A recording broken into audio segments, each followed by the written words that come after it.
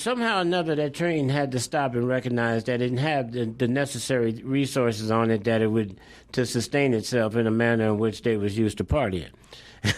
So, but they came back and they picked up women, and then they had to stop again another 10 or 5 years later and realized that they didn't have any party on that train, any substance, any culture, and and so they had to stop training, come back again, and get young BIPOC people, right, in participation.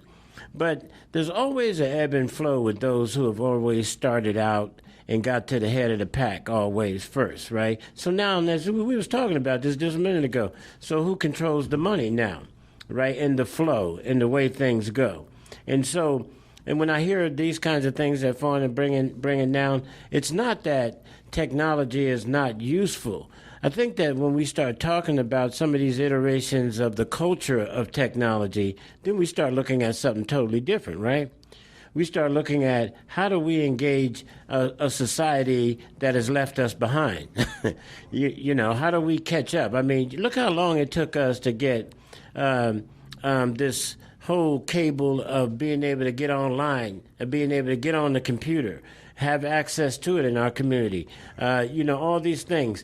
And so what really are we talking about, though? Are we talking about technology, or are we talking about a society trying to participate with technology, or are we talking about that latest view around how technology can be brought to civic or civil or social realities, how they are going to help us navigate and perform things that the human experience couldn't perform?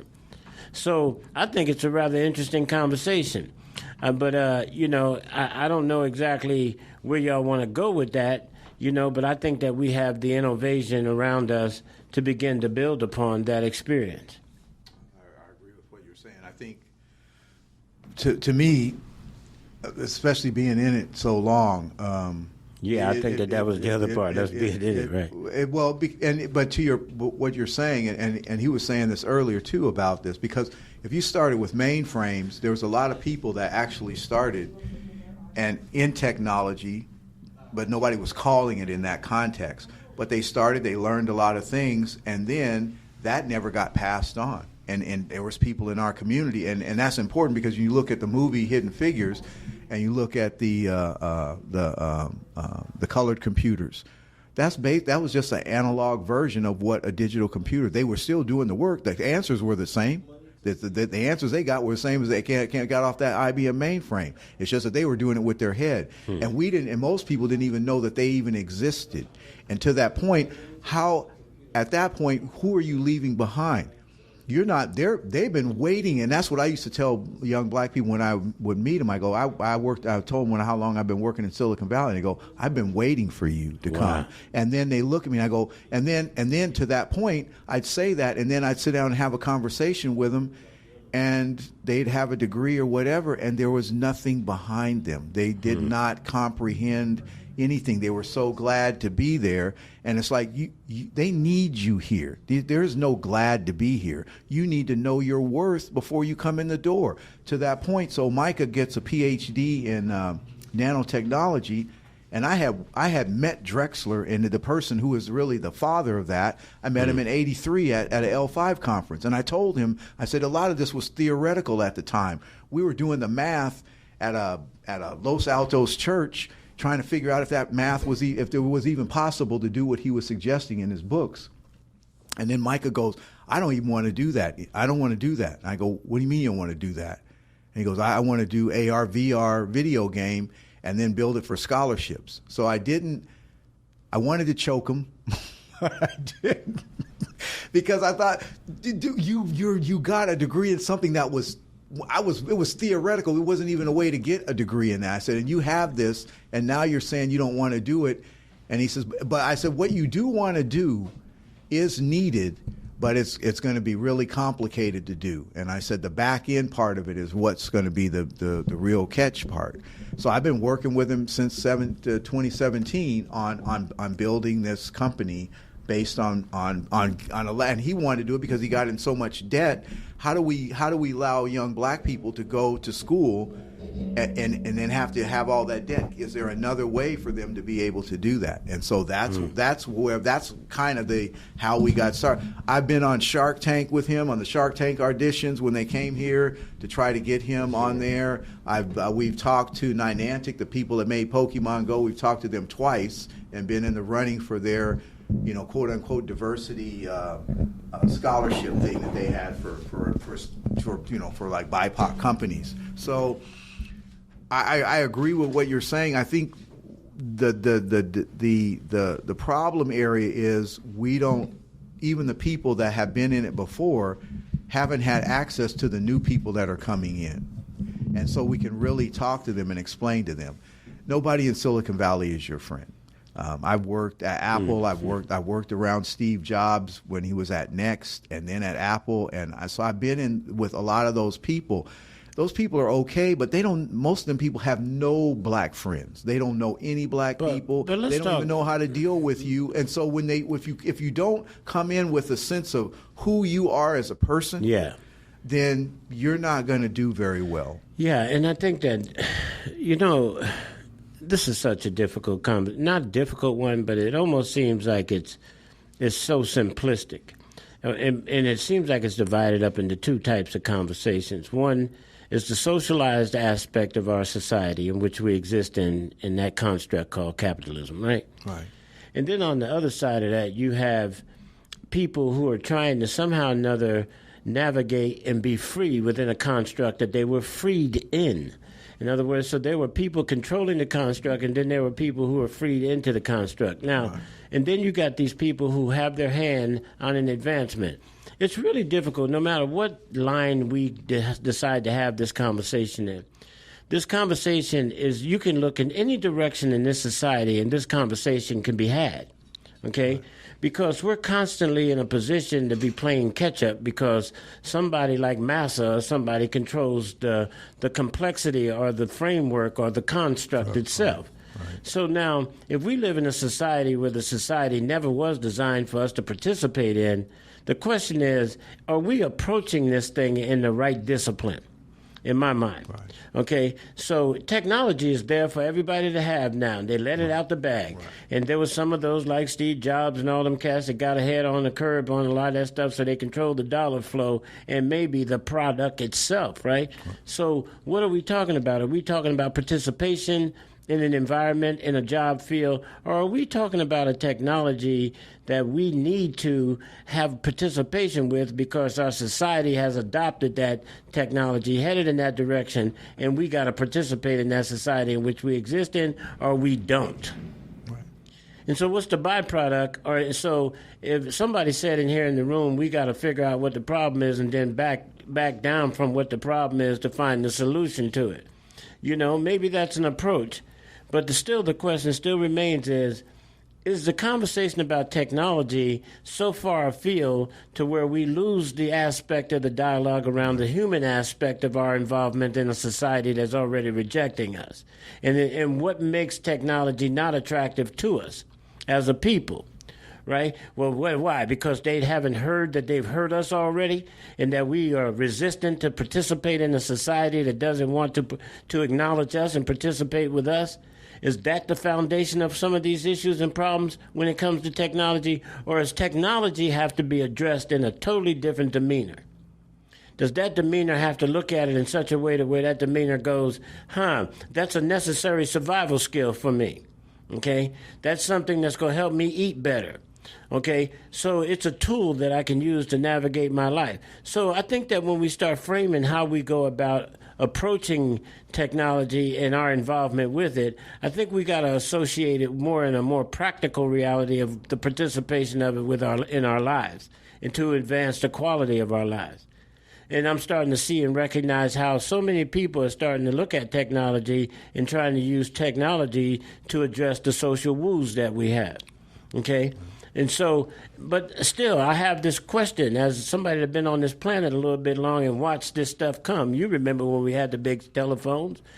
Motorola was something else at the time. The BMWs, boy, had that big old telephone, right?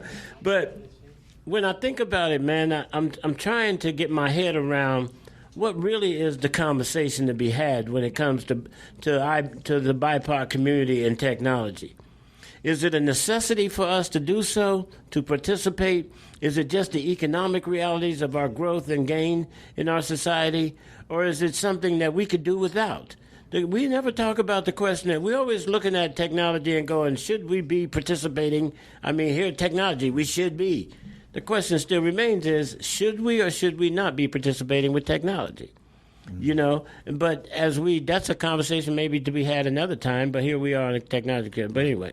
No, that's a whole nother conversation. I agree with what you're saying, because really what you're doing is drawing it to the essence of what it is. Technology, in some of these technologies have been around for a long time, so it's not technology in itself. But I agree, and capitalism is the Russians have technology too. They weren't always as bought into the capital system as what we see now. But so their approach to technology was completely different. And to that point, we do need to look at, and even in Europe, they do have a social structure of how they want to bring technology in so that the people benefit. And actually early on, before the tech companies got in it, most major cities were going to offer free internet service in the core of their urban areas, so that because they knew if people didn't, the digital divide was already starting in the 80s.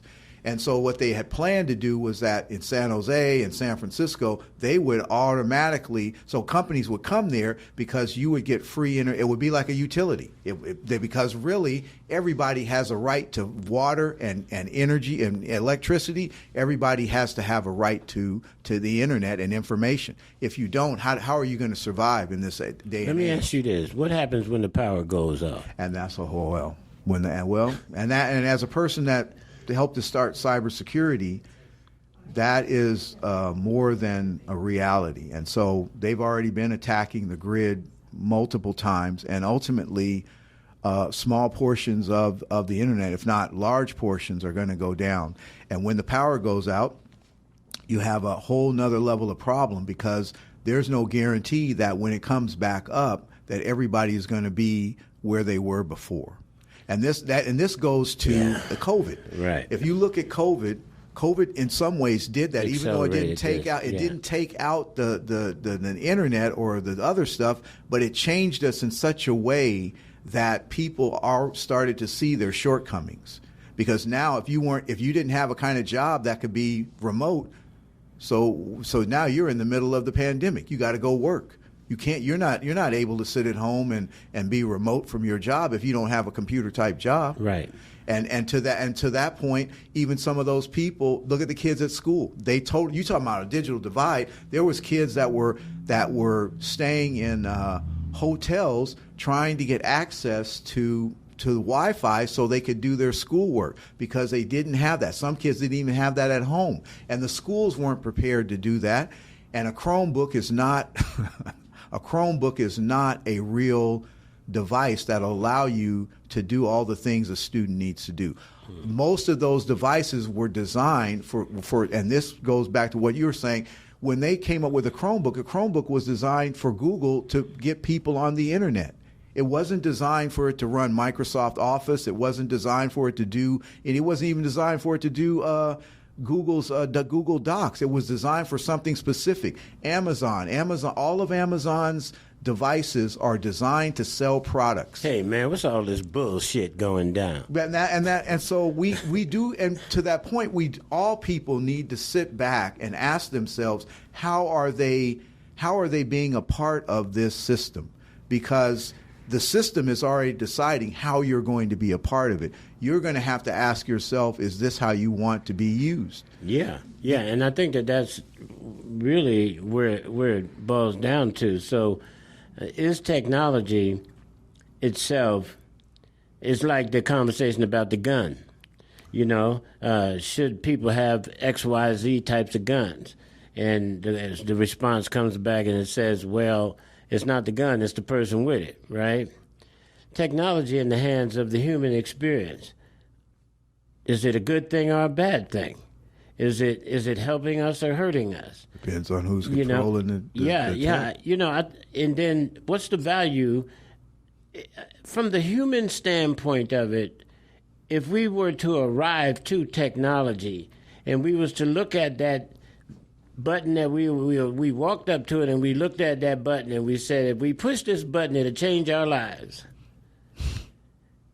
What would make the human experience decide that it should push that button? Because they want life change as a condition? But how do we associate that life change or that conditional change as an advancement in our lives? How does it address that internal aspect of the need that we really have? And that need is to somehow or another be needed or have a sense of I'm okay. When we exist in a society that constantly reinforces the fact that we're not okay. How does technology help me do that? How does the technology help me advance my position in this society to where, and this is where I also have a bridge point that here too, is that do I need to be validated in my existence by the very people who have hurt me? Do I need that validation from them? Or do somewhere along the line, what reinforces the fact that I'm okay in this society? Is technology that? Is technology even the playing field for me? And if if it could answer those questions, and you can show me where technology is changing my condition in this society, then I will support the fact that technology is, and it's not that I don't support technology. I use telephones, I use computers, I love cars that got computers in them. I fly, I fish, I jump, all that old kind of stuff. So the better gun that I have with a computer on it will maybe help me to walk less to kill something. They go on, bullet, leave, go and do what you got to do, right? But it's still that question in my mind about the relationship between the human experience and the technology. And if this conversation isn't about that, I get it. But on the other side of it, I like to be a little bit more dynamic in my approach to these dots, not so sterile, not so much that because X, Y, Z connects to X or to Y or whatever the case is, that's the conversation. The conversation for me was relevant is my human experience with technology and technology's experience with my human. That's a very good, I've been in this a long time. I don't know. I mean, I got views on that.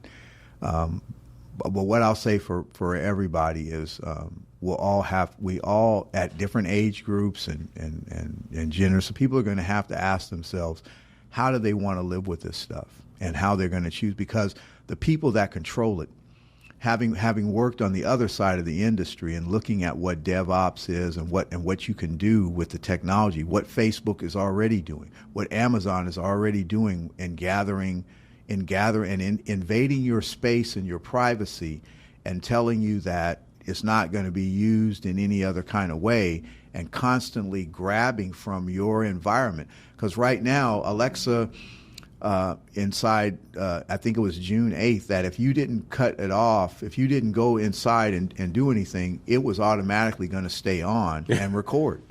And so, and because they need to get that information, because he was right in that it's training itself. It's learning the machine learning models. Yeah. It's constantly educating itself and doing stuff. Digital intelligence. But having said that, what does that really mean? Because there was that little girl that asked Alexa a question, and she came back with some rape and murder answer to the girl or something. And her parents were like freaked out.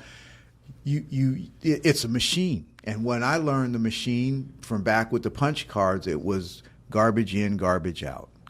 If I design a system, and to his point about from the beginning, Amazon is designed to sell things. And so that's why if Alexa hears you, its keyword search and its stuff is designed to go, oh, you said toilet paper, and then you're going to see those ads for a toilet paper, or it may actually, they had to back it off. It was actually going out and ordering people things that it heard them say and doing that. So kids would say, so when some of the kids found that and they started saying stuff so that it would go and then order those things. Because if you have it tied to your credit card and you don't have any limits on stuff, then it probably would go out and order because you're doing that. Yeah. So to your point, this is where the idea of search engine optimization came about. Right. Because it was for them to gather the data they need and then sell you the stuff without you knowing that you need it. So it was a listening device that was sold to people as a luxury device. Right. Mm-hmm. What it did was it also helped them to study people's Patterns. The time they left their houses, Right. the time they came home, what type of food they bought, even with the store cards that we get. They use it to track your eating Patterns, right. And so now when they send you the coupons, they send you coupons about stuff that people don't usually buy, not stuff that people buy. The stuff that they buy, you don't have to promote for it. Right. But the stuff that are struggling with sales, those are the ones you see on these things. Right. But with Alexa and Siri and all those stuff, if you notice, say for example, if you use Google, you have an account with Google, your Google account is linked to your Google device. Right. Interesting. If I'm sitting home and I say, you know what, John, I'm looking for a boot today. I would like to buy a black boot. When I go check my email, the commercial will be there. Right. Black boot for sale. Right. It will. You're right. You're right. You see, but, so you guys see some questions and your discussion that you've been talking about. Technology is good and is bad depending on how you use it. How you use it. In terms of black people, we are limited in so many ways with access to what could have benefited us a while ago. Right. Even when you hear people talk about technology, they talk about Steve Jobs, they talk about all these white guys. Right. They don't talk to you about John Stanley Ford from 1947, Right. Who was the first black software engineer. Right. Yeah, that's all that bullshit going down. Yeah, you will seldomly hear about stuff about people like that. Right. Right. Because putting his name in the back doesn't allow you to see that somebody of your kind was prominent. Just imagine 1947, Yeah. that's during the Second World War, right? Right. So it doesn't allow you to see that somebody like yourself was prominent in the development of companies like IBM since its inception. Right. So what they did, they sold the story of the white guy, Yeah, there you go. All this bullshit going down. So that is it. But with what I'm looking at, with all that we know and we have access to, our goal should be to bring people of our own and give them access, or even if we can't afford the access to everybody, we'll give them an idea as to where to get that access. So that way they have a fighting chance. Right. And I think that when you build on the premise of my ideology or my thought, that may not be a bad approach, because if one needs to be liberated, or if one needs to rebel, if one needs to fight back, if one needs to be self-sustaining, and then you approach a technology versus somebody that's not needing those things, just wants greed, just wants money, just wants wealth, and they want a better TV or that they can sell something, and then they get out there because they got the money to invest in it and all that kind of stuff. That's a totally different approach to something that, like a gun. You know what I'm saying? Oh, I want a gun just to kill somebody. Well, somebody might want a gun to eat, So I think as we sieve this down, what I'm hearing that was said there was that if it's about the need, okay, and utilizing technology to address the need. Okay, and I think that offers a totally different approach, and a totally different view of why we should approach it. Right. But when I think about the way technology is going today, it may look good. And I liken this to my truck, right? Ford did real well in making pickup trucks. Right. And Ford designed and made my truck for me, and I was really happy about it. It was pretty and black and big and did all them things. But usually when I think about a truck, right, I think about a truck as a utility, right? Right. And so when somebody's on the road, on the side of the road, stranded or knocked down or broke down, damn, I got a truck. Come on, I can either tow you, I can give you a jump, right? Right. But not today. You use your truck today, that pretty beautiful, nice technology truck, and you use that truck to help somebody today, let me tell you something, your ass will be stranded. Right. Because your truck ain't going to work no more. Right. You know, all the electrical stuff go crazy, all that shit. So so if that's the epitome or an example of what technology is going, where it's going, and that is, it ain't going to help nobody but you who driving it. Right? But you can't stop with it and go, hey, my brother, put your charge on to this one because it'll help you get along the road too. Instead, it's saying, nah, hell no, this is just for you. And you go. So anyway, that's just, I know it's kind of an extreme reach for that. There's a lot of validity to what you're saying because it has become that now. Yeah. I mean, there's a group now that's fighting the government and them that you can't take this apart. You can't even change the battery in these anymore. Now they've locked them up so that all of the things that you used to have access to that you could have kept it going so that you didn't have to keep buying it from them. They done locked it all up so that now you can't do any of that. See, you know where it's going. Yeah. So that's the point. Right. But okay, here's a reasonable, rational understanding of what technology, as we conclude. You know, man, in this day and age, I think that anything, as I said earlier, relevant to your advancement in a society or in terms of what your need is in that demographic, it's going to have a unique interpretation of what that tool and how that tool and that instrument is being used. Mm-hmm. You know, I think that if it's approached with the essence of capitalism, it's going to have a biasness because we exist in a construct that has a biasness toward us as a collective people. So, and I don't know how relevant that minds to other people who got money, who want money, all that shit. That may be good, but when you go into a room full of 20, I remember go over that high school across over there, and there was 20 young black kids in that room, and I was trying to recruit them for coding. And out of the 20 people in that room, I asked, how many of y'all would be interested in going into the field of doing computer work and coding? And not one of those 20 people raised their hand. Wow. And I asked this question. I said, how many of y'all use technology? None of them raised their hand, but almost 14 of them had phones that had technology on it. So somehow or another, they didn't relate technology to the instrument in which they was having. They had in their hand. And this is the point I'm making here. It's like somehow or another, the communication reality about the approach to a tool is deceived or altered based on the need. Right. Or the approach in terms of how you're interpreting that or creating that or whatever. Right. So, and for me, if we constantly get locked into the socialized aspect of receiving any content, meaning that we look at it in a sense because we've been victimized some kind of way and we're using it to somehow or another help us socialize or become more involved in a society that doesn't want us involved in it, right? It becomes a totally different scaling. It just, I don't like to have to, when we exist in a capitalist society, it's real difficult when you have to go sell socialism.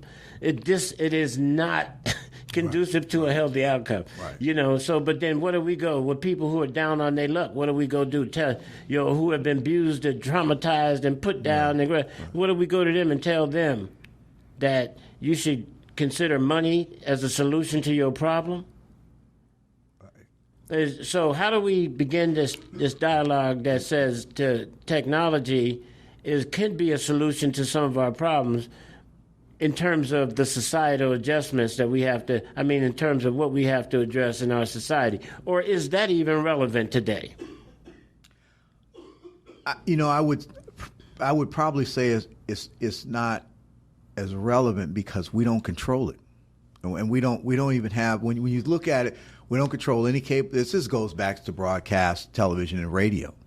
How many black people own radio stations? How many black people own TV stations? I remember when low power TV came, and that was supposed to be an opportunity for us to own that. Nobody owned that. So when the internet came along, there were service providers. There was I remember there was a brother that knew that was coming. He went to people like Oprah and all these people that had money and explained it. This was '99, and he had went to them and told them all the stuff. He had even collected URLs like Ford.com and all this. And so he went to them and told them this was the next thing and it was coming on and all this kind of stuff.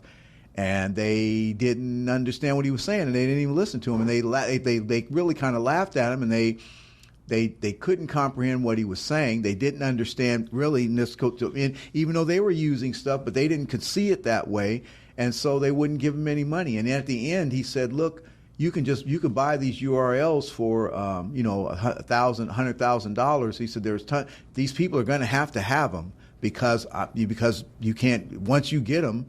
I have Ford.com and all these. They got it. They're going to have to pay you for them, whatever you. And they wouldn't even buy that from them. So I've seen a lot of things where really talking to our own people and people thinking that they understand you, and like you said with those kids are going, they don't even see that as a tech. The word to them is almost. They just don't recognize it. Right. That even though they have the device in their hands, or they might have Alexa, they play video games. That's some of the most advanced technology it is. And I'm sure those kids you're saying that you guys what about technology? They don't see the video game as that in that context. How we see it that way, but they probably because it's all a part of their life. It's been there ever since they've been in this world. And so to them, that's not the technology that they perceive. They just perceive that as like we would perceive Western Electric old dial phone, Right. And hey, what it is, society is a wonderful place in which we exist in, folks, and we do appreciate y'all taking a moment to listen to Black Beat as a podcast where we're unapologetically black, where we speak about the things that trouble our community, that engages our community, and that loves our community. So, folks, listen here. Y'all get an opportunity to listen to us on a regular basis. We'll be coming back at you live on a regular basis. So, hey, this conversation today was a wonderful conversation with my brother here. And let me tell y'all something. If you're going to use technology, understand what the purpose that you're using it for and the reason why you grabbed hold of it. Y'all have a good afternoon, and I appreciate y'all. Good evening.